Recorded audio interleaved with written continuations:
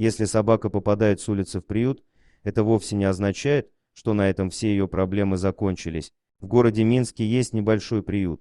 1,5 месяца назад там оказалась собачка породы доберман, которая очень приглянулась Виктории Веселовской и ее жениху. Девушка с детства мечтала именно о таком питомце, поэтому посоветовалась с парнем, и ребята вместе поехали в приют, чтобы познакомиться с песиком. Но там выяснилось, что собаку уже кто-то забирает. Молодые люди расстроились, но решили все-таки взглянуть и на других животных. Волонтеры предлагали как взрослых собак, так и щенков. Вика с женихом решили для начала посмотреть на малышей. Они ждали, пока к ним подойдет человек, который мог бы провести ребят к вольерам. И тут к ним вышла дама средних лет, по которой сразу было видно, что она не очень-то в восторге от своей работы и от жизни в целом. Она угрюмо заявила Вике и ее жениху, что щенков у них нет, а взрослые собаки все непородистые. «Можно подумать, вы дворняжку возьмете», — скептически изрекла она. Ребята стали настаивать на том, чтобы им показали взрослых собак. Они захотели спасти хотя бы кого-нибудь от такого персонала.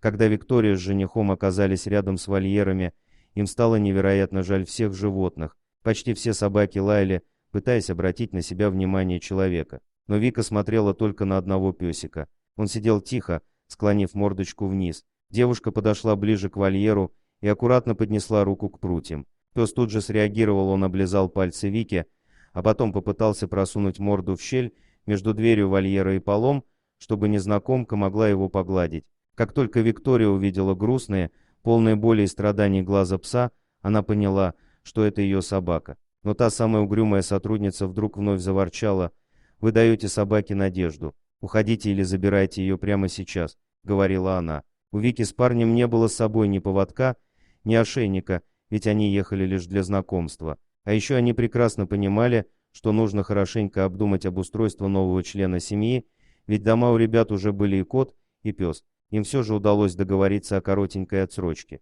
Уже на следующий день ребята неслись в зоомагазин, чтобы купить все необходимое, а потом они поспешили в приют за тем самым псом. Когда питомец вновь увидел Вику, он чуть ли не завыл от счастья. Пес прыгал, вилял хвостом и скулил от радости так, что пришлось вывести его на улицу, пока молодые люди оформляли документы. Сейчас песик живет у Вики.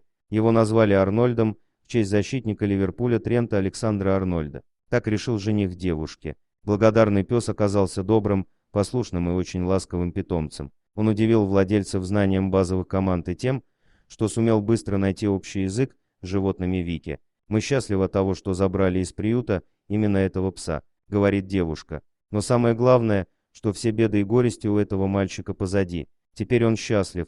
Дорогие друзья, если вам понравилось видео, поставьте лайк, а также подписывайтесь на канал, где найдете еще много интересного.